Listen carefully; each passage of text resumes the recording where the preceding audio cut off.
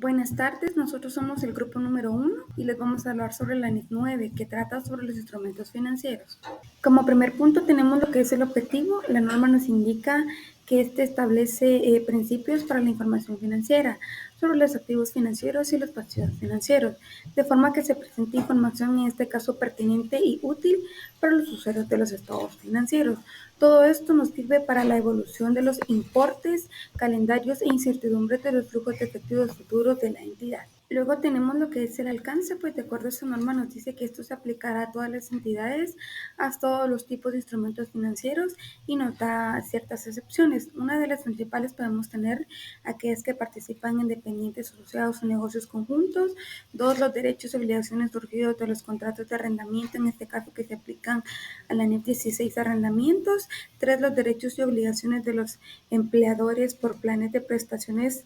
Y número 4, los instrumentos financieros emitidos por la entidad que cumplan la definición de instrumentos patrimoniales corregidos con la NIF 32. Y para finalizar con el alcance, esta norma nos indica que se aplicará a los contratos de compra-venta de elementos no financieros que se liquiden por el neto de efectivo, en este caso en otros instrumentos financieros, o mediante el intercambio de instrumentos financieros. Esto tal como los contratos que fuesen en este caso instrumentos financieros, con algunas excepciones de los contratos que se hayan celebrado y se mantengan con el objetivo de recibir o entregar elementos no financieros. Todo esto de acuerdo con las necesidades que espera de compra-venta en la utilización de la entidad. Reconocimiento en baja de cuentas. Una entidad reconocerá un activo financiero o un pasivo financiero en su estado de situación financiera cuando y solo cuando se convierta en parte de las cláusulas contractuales del instrumento.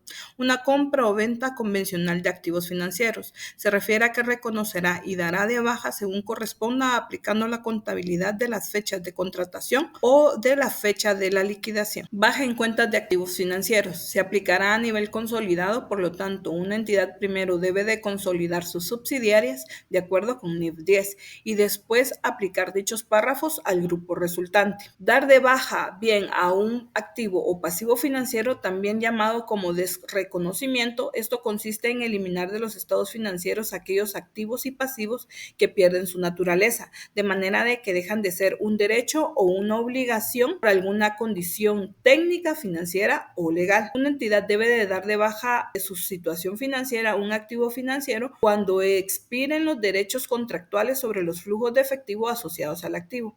Asimismo, cuando se haya transferido el activo financiero. Baja en cuentas de pasivos financieros. Una entidad debe de eliminar de su situación financiera un pasivo cuando éste haya sido cancelado, pagado o extinguido o que haya sufrido un cambio sustancial en las condiciones iniciales del contrato. Permuta de pasivos financieros. Una permuta entre un prestamista y un prestatario de un instrumento de deuda y con condiciones sustancialmente diferentes se contabilizará como una cancelación del pasivo original, reconociendo un nuevo pasivo, similar en el caso de una modificación sustancial de las condiciones del pasivo. Cancelación o transferencia de pasivos financieros. La diferencia entre el importe en libros de un pasivo o parte del mismo cancelado o transferido y la contraprestación pagada, incluyendo otros activos transferidos diferentes del efectivo o de pasivo, se reconocerán en el resultado del periodo. Para activos y pasivos financieros, la NIF 9 incorpora un nuevo elemento y es la relacionada con la implicación continuada, donde establece que si el instrumento sigue siendo relacionado con la entidad de alguna forma porque retiene sustancialmente todos los riesgos y beneficios inherentes a la propiedad del activo financiero, de manera que mantiene el control, no puede darse de baja en una transacción. Clasificación de los activos financieros. La norma nos dice que esta clasificación se debe hacer sobre la base del modelo de negocio que tenga la entidad para gestionar sus activos financieros, que puede ser que los mantenga para obtener flujos de efectivo contractuales o bien que los mantenga para la venta. Y también nos dice que se deben considerar las características de los flujos de efectivo contractuales de estos activos financieros. Teniendo en consideración estas bases, la norma nos da tres categorías de valoración, entre ellas el costo amortizado, el valor razonable con cambios en el otro resultado integral o bien el valor razonable con cambios en los resultados, que son las ganancias y pérdidas.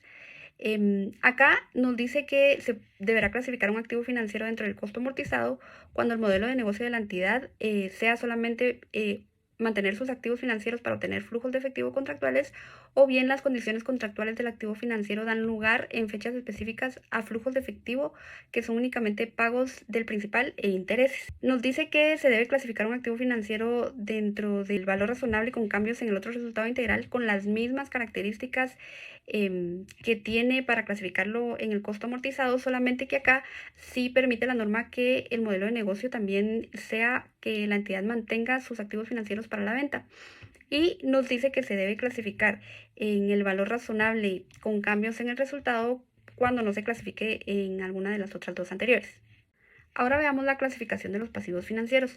Acá la norma nos dice que todos los pasivos financieros deberán ser clasificados como medidos posteriormente al costo amortizado, a excepto de activos o pasivos financieros al valor razonable con cambios en el resultado según la NIF 13, pasivos financieros que surjan por transferencias de activos financieros que no cumplan con los requisitos para su baja en cuentas o contabilizados bajo el enfoque de la implicación continuada, contratos de garantía financiera, compromisos de concesión de un préstamo a una tasa de interés inferior a la del mercado y por último la contraprestación contingente reconocida por una adquiriente en combinación de negocios a la cual se le aplica la NIF 3. Para reclasificar un activo financiero, la norma nos dice que solamente se reclasificará cuando la entidad cambie su modelo de negocio para la gestión de sus activos financieros.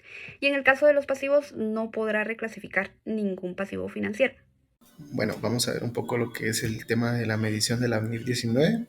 En este caso, vemos que nos dice que, excepto para las cuentas por cobrar comerciales que queden dentro del alcance del párrafo 5.1.3, en el reconocimiento inicial de una entidad medirá un activo financiero o pasivo financiero por su valor razonable, más o menos en el caso de un activo financiero o pasivo financiero que no se contabilice al valor razonable con cambios en resultados. Los costos de transacción que sean directamente atribuibles a la adquisición del activo financiero o pasivo financiero. Lo que tenemos de este se desglosa la medición posterior de activos financieros y la medición posterior de pasivos financieros. En la de activos financieros nos dice que después de reconocimiento inicial, una entidad los debe medir ya sea al costo amortizado, al valor razonable con cambios en otro resultado integral o al valor razonable con cambios en resultado. Y en cuanto a la medición de pasivos financieros posterior, nos dice que después del reconocimiento inicial, una entidad debe medirlos de acuerdo con el párrafo 4.2.1, que en este caso sería la clasificación de los pasivos, ¿verdad? Seguido de eso tenemos el punto 5.4, que es medición a costo amortizado. Nos dice que en activos financieros se desglosa de tres maneras: el método del interés efectivo, que nos dice que los ingresos por interés deberán calcularse utilizando el método del interés efectivo, y este deberá calcularse aplicando la tasa de interés efectiva al importe en libros brutos de un activo financiero, excepto para los activos financieros comprados u originados con deterioro de valor crediticio. Luego tenemos lo que es la modificación de los flujos de efectivo contractuales, que nos dice que es cuando se renegocian los flujos de efectivo contractuales de un activo financiero o se modifican de otro modo y la renegociación o modificación no da lugar a la baja en cuentas de ese activo financiero. Y por último tenemos lo que es la baja en cuentas, que acá nos dice que una entidad reducirá directamente el importe en libros brutos de un activo financiero cuando la entidad no tenga expectativas razonables de recuperar un activo financiero en su totalidad o una parte de este. En cuanto al apartado 5.5, deterioro de valor, nos habla de lo siguiente: el reconocimiento de las pérdidas crediticias esperadas. Acá nos desglosa una serie de pasos que podemos encontrar, que es el enfoque general, la determinación de incrementos significativos en el riesgo crediticio y activos financieros modificados, y por último, pues lo que son los activos financieros con deterioro de valor crediticio, comprados u originados. Y en otro de los puntos nos habla siempre del deterioro de valor, el enfoque simplificado para cuentas comerciales por cobrar, activos de contratos y cuentas por cobrar por arrendamiento, también de la medición de las pérdidas crediticias esperadas. Reclasificación de activos financieros. La reclasificación se refiere al traslado de un activo financiero de una categoría a otra, y la NIF 19 establece condiciones específicas que más adelante le estaré detallando, las cuales se utilizan para determinar cuándo se puede realizar esta reclasificación. Condiciones para la reclasificación. Cambio en el modelo de negocio. La reclasificación de activos financieros solo es permitida si hay un cambio en el modelo de negocio de la entidad que gestiona los activos financieros, y la entidad debe demostrar que el cambio en el modelo de negocio es significativo y que afecta a la forma en que gestionan los activos financieros. Cambio de gestión. La reclasificación solo se permite si se cumplen ciertos criterios, como por ejemplo si los activos financieros están siendo gestionados de manera diferente debido al cambio de modelo de negocio. Efectos. Impacto en la medición.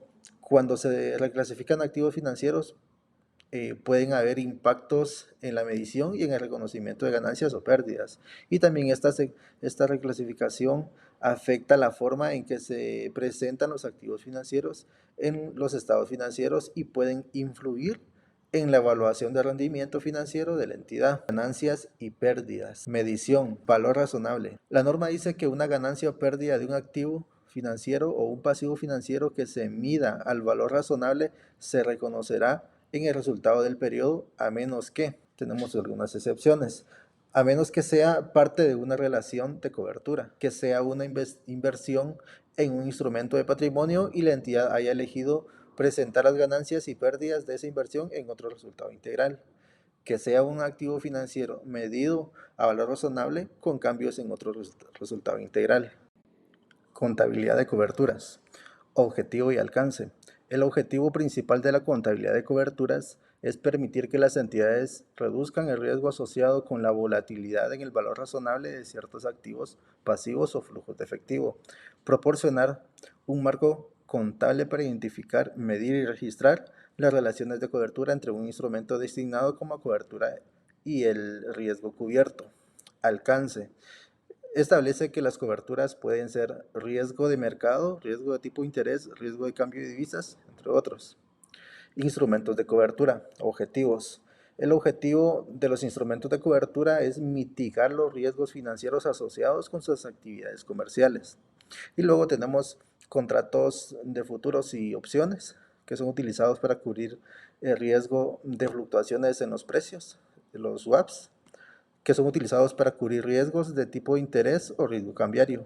Opciones de venta o compra, que son utilizadas para cubrir el riesgo de cambios adversos en el valor razonable de un activo financiero. En conclusión, estos instrumentos financieros se designan específicamente como instrumentos de cobertura y están sujetos a requisitos de documentación y específicas según lo establecido por la presente NIF. Las partidas cubiertas pueden ser una única partida o un grupo de partidas. También puede ser un activo o pasivo reconocido, un compromiso en firme no reconocido, una transacción prevista o bien una inversión neta en un negocio en el extranjero. La partida cubierta debe de ser medible con fiabilidad. Los criterios requeridos para una contabilidad de coberturas se deben de cumplir los requisitos para una contabilidad de cobertura solo si se cumplen todas las condiciones siguientes. Las relaciones de cobertura consta solo de instrumentos de cobertura y partidas de cobertura elegibles. Al inicio de la relación de cobertura existe una designación y una documentación formal de la relación de cobertura y del objetivo y estrategia de gestión de riesgos de la entidad para emprender la cobertura. Y la relación de la cobertura cumple todos los requerimientos de eficacia de la cobertura, como cuando existe una relación económica entre la partida cubierta y el instrumento de cobertura. La contabilización de las relaciones de cobertura cumplen los requisitos fijados. Existen 3 tipos de relaciones de cobertura: la cobertura del valor razonable, que es una cobertura de la exposición a los cambios en el valor razonable de activos o pasivos reconocidos o de compromisos en firme no reconocidos. Cobertura de flujos de efectivo es una cobertura de la exposición a la variación de los flujos de efectivo que se atribuye a un riesgo asociado con un activo o pasivo reconocido o con un componente de estos, y la cobertura de la inversión neta en una negociación en el extranjero, que se contabilizará de forma similar a la cobertura de los flujos de efectivo. La opción de designar una exposición crediticia según su medida al valor razonable con cambios en el resultado. Una entidad puede designar un instrumento financiero en la medida en que así se gestione, medido al valor razonable con cambios en el resultado, solo si el nombre de la exposición crediticia concuerda con el de la entidad de referencia del derivado crediticio y el grado de la prelación del instrumento financiero concuerda con el instrumento que puede entregarse de acuerdo al derivado crediticio. Una entidad puede realizar esta designación independientemente de si el instrumento financiero que se gestiona para el riesgo crediticio queda o no dentro del alcance de esta norma.